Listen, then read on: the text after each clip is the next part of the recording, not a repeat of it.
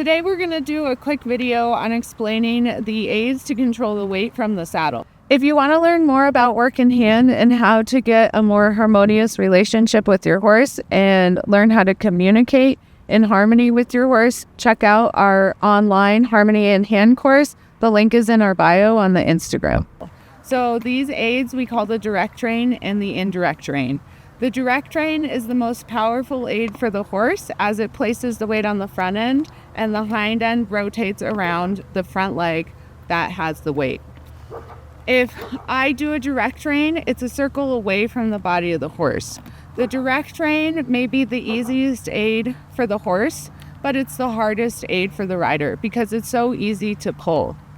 So when we do our Direct Rein, we want to make sure that we don't come too far away from our horse. So when we do a Direct Rein, I'm doing it way bigger than I usually do it, but I do a circle with my right hand away from her body, and then what she does is rotates on her front, excuse me.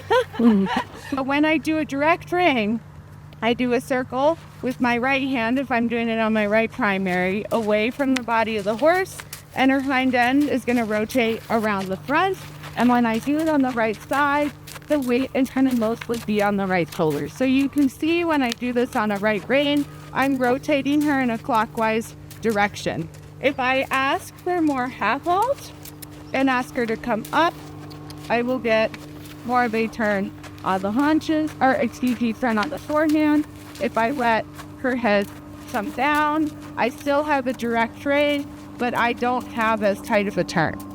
So that is the Direct Rein. That is how you place the weight on the front and start to bring the hind legs underneath. The next aid for controlling the horse's weight is called the Indirect Rein. The Indirect Rein is harder than the Direct Rein because it places the weight onto the horse's hind.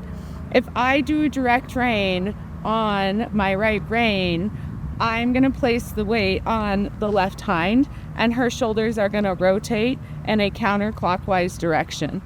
So I'm going to do a circle in towards her, but without crossing my rein over the withers.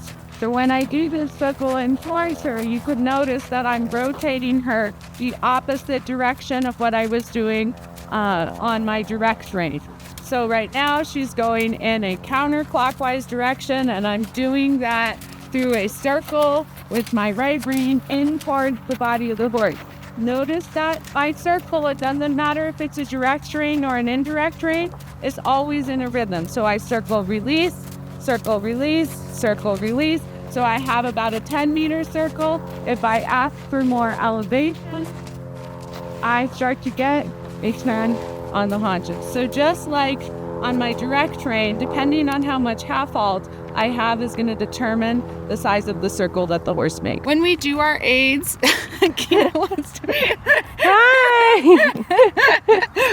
when we do our aids, they should be very small and very subtle so that we don't interfere with our horse's balance. So when we do a Direct Rein, that's going to be a circle away from the body of the horse, like so. I don't do it this big when I actually do it with the horse, which is why I'm not doing it on the reins, because this would be way too much. But it gives you an idea of the circle that you should make with your hand.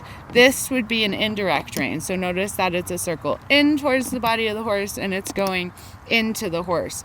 If I'm on the left side, it's going to be the same thing, but vice versa. So Direct Rein, circle away from the body of the horse.